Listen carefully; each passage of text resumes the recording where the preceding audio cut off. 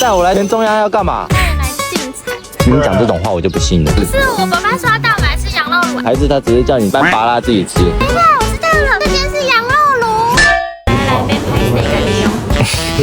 这不是一般的羊肉炉，这是瘦肉，不难吃的，然后他就可以来点瘦肉。真香！怎么样？脸色有变？还有点 gay。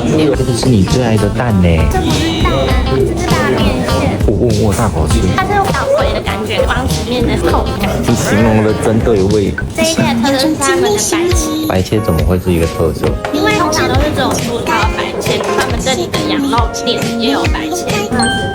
这个羊筋好好吃哦，嘴巴都是焦的。大口咬，大口撕，面目狰狞。